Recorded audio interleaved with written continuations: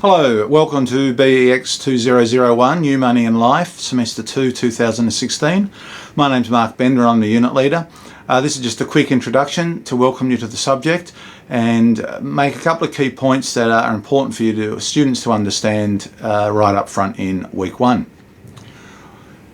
There's an introductory video on Moodle that everyone should watch. So in addition to that, just important to understand a couple of other quick key points. First is assessments. As per the unit guide, assessments in this subject are conducted weekly and online, and these are done every Friday with timings as per the unit guide. Again, as set out in the unit guide, there's no opportunity for students to complete these assessments outside of these times. So if any students, due to their personal circumstances, work or otherwise, are unable to complete the assessments as set out in the unit guide during the semester, then this subject will not probably be a good choice for them. They should look to enrol in something else. There won't be any exceptions to this requirement.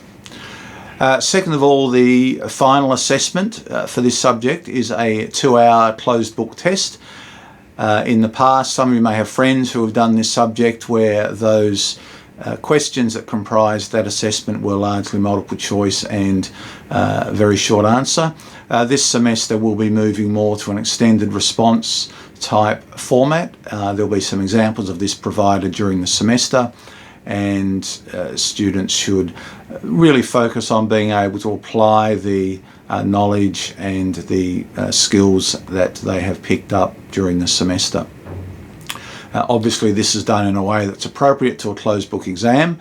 We're not looking for students to regurgitate, but to be able to apply and make reasonable comment and proposals based on a given set of facts in a scenario. The ongoing requirement for study, students often, I think, expect this subject to maybe be a little less onerous because it's delivered online.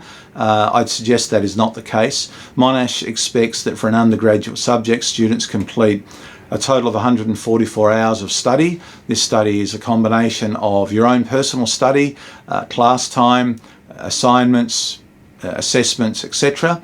Obviously in this subject there are no face-to-face formal classes, so the bulk of this time, the 144 hours across the semester, or roughly 12 to 14 hours a week, given we only have 10 weeks in which there is content delivered in this subject, then students would be expected to make that up through their own individual study. So with that in mind, yes, there is a bit of reading some weeks. There are a number of tasks that are required each week. All of these readings and tasks are accessible in the weekly assessments and also accessible in the final test, to be held in week 12. So that's the workload requirement. Again, if that level of workload doesn't suit a student's personal circumstances and they think there may be an easier offering as an elective elsewhere, then maybe that's where students could look. But certainly we have an expectation of workload in this subject in line with the Monash expectation, which is 144 hours of study, in this case individual study, throughout the semester.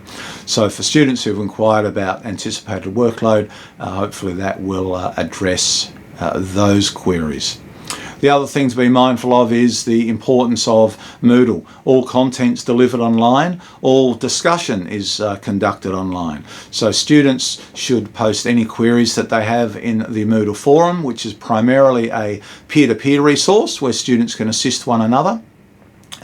Staff will only get involved there if there's a question asked that maybe is not answered in the unit guide, is not answered in the FAQs on Moodle, or hasn't already been answered in the forum on Moodle. So students who post questions that have already been asked and answered, or questions that are answered in the unit guide or in the FAQs, would not expect a response from staff members in those circumstances on the online forum.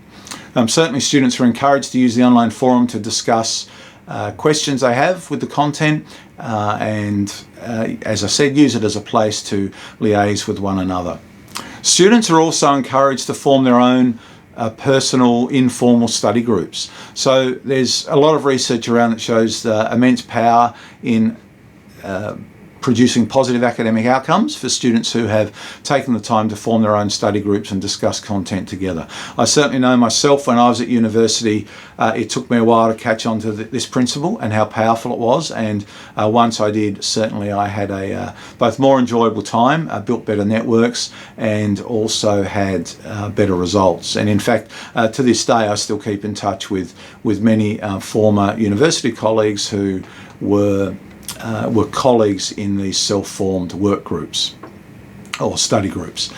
So hopefully that information is useful. Again, stress the importance of going to Moodle, using the unit guide. You should carefully familiarise yourself with this. Make sure that you also have a look through the FAQs, carefully read everything that's on Moodle, and use the forum for any other queries that may arise. Again, look to help one another out on the forums throughout the semester.